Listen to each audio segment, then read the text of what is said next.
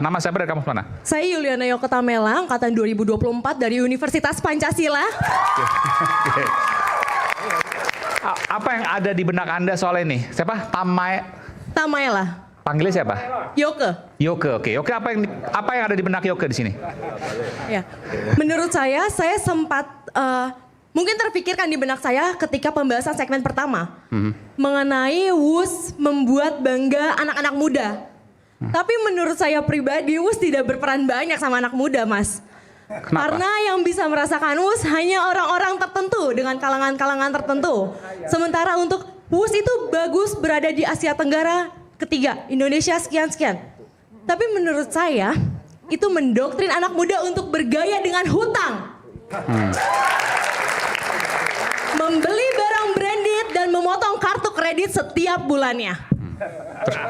Oke, jadi Anda merasa bahwa utang ini akan dibebankan pada Anda semua nih? Oh tentu saja, kepada siapa lagi selain uang rakyat.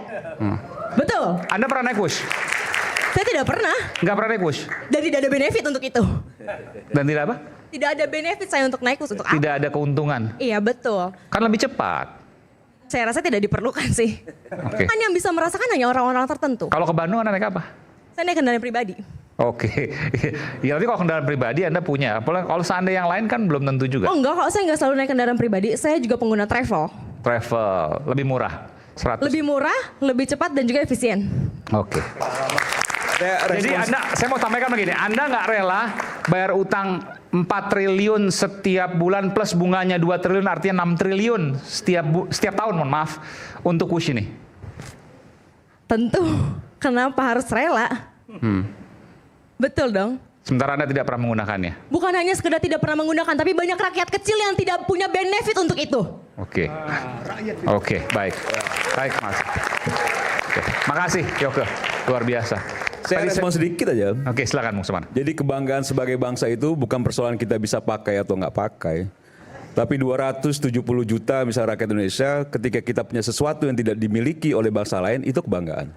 Jadi bukan cuma anak-anak muda yang dianggap itu tidak bisa merasakan itu.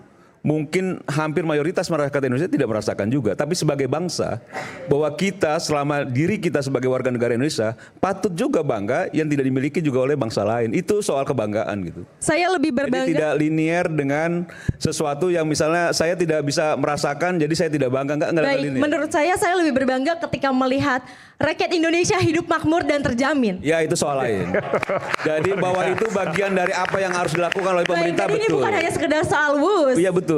Jadi itu juga menjadi PR buat pemerintah untuk mewujudkan apa yang kamu mau dan apa yang rakyat Indonesia mau. Seharusnya sudah seperti itu, tapi kita lihat bagaimana di lapangannya, bapak-bapak, betul? Oke. Luar biasa. Oke, baik. Oke.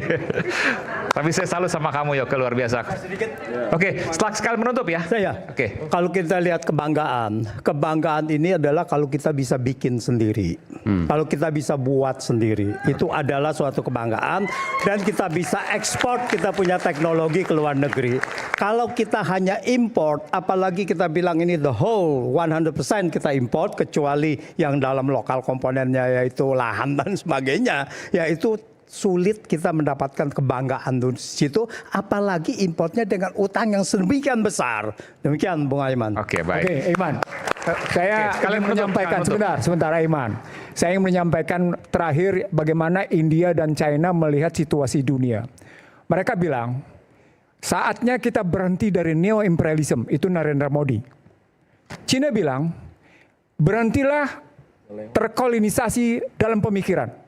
Colonization of mind.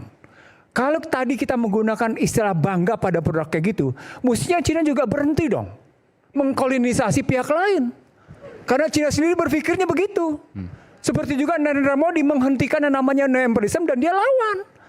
Nah, kalau kita kembalikan kita bangga dengan posisi kayak gitu, maka ini disebut dalam bagaimana ketergantungan eksternal itu dibungkus dengan baik dengan istilah pembangunan. Padahal pada saat yang sama bungkusan-bungkusan itu ngebebanin rakyat semuanya. Bagaimana kemudian Anda punya kebanggaan pada struktur ketergantungan eksternal yang tinggi? Kan saya bilang tadi, utang Anda terkena, teknologi Anda beli, material Anda datangin, tenaga kerja Anda dapetin. Mereka nggak punya kerjaan, hilang jadinya. Bagaimana mereka punya kebanggaan dengan tidak menjadi pengangguran? Itu masalah-masalah yang bisa dipikirkan. Dampak lebih lanjut, ini kesempatan sebenarnya bagi Prabowo Subianto, apalagi ditubusin dengan Gibran. Mbok yang mikir kalau pembangunan itu melahirkan apa yang disebut dengan meminimalkan ketergantungan eksternal secara struktural. Itu yang Antoni maksud tadi. Gitu loh ngelihatnya. Mas, Oke, nanti, bentar, biar imbang. Silakan. Bang Modi, silakan. Sekalian penutup, Bang Modi. Ya, ini closing statement. Ya. Ya, saya seperti Dan awal menjawab semua tadi. saya hanya melihat desain besar dari isu ini bahwa memang sejak Pak Mahfud MD bicara di media bahwa ada indikasi korupsi di dalam proyek kereta Wus. Lalu KPK merespons perlunya informasi tambahan dari Pak Mahfud dan seterusnya. Lalu masalah perdebatan soal hukum pidana bahwa memang ini urusan penegak hukum. Ya, soal informasi itu silahkan cari sendiri dan sebagainya segala macam. Tetapi sejauh yang saya amati memang sampai hari ini tidak ada rumusan permasalahan hukumnya yang pasti. Nah, inilah yang nanti menjadi tantangan bagi kelompok masyarakat yang peduli seperti Pak Iksan Nursi, Pak Said Didu dan teman-teman. Kalau memang sudah punya rumusan masalah hukumnya, monggo silahkan itu dimasukkan dalam proses hukum dan pastinya KPK dan institusi yang lain akan merespons dengan baik karena ini negara hukum.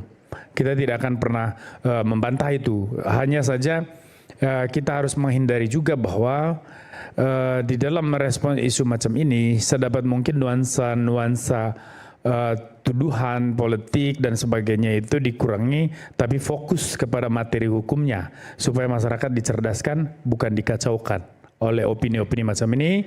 Dan tentu saja kita berharap semua media di Indonesia juga harus selalu terbuka, proaktif di dalam merespons semua isu, menghadirkan diskusi seperti di suara Rakyat Bersuara ini, berbagai opini dihadirkan, tetap menjaga hati-hati untuk tidak terjebak di dalam trial by the press. Terima kasih, itu saja dari saya.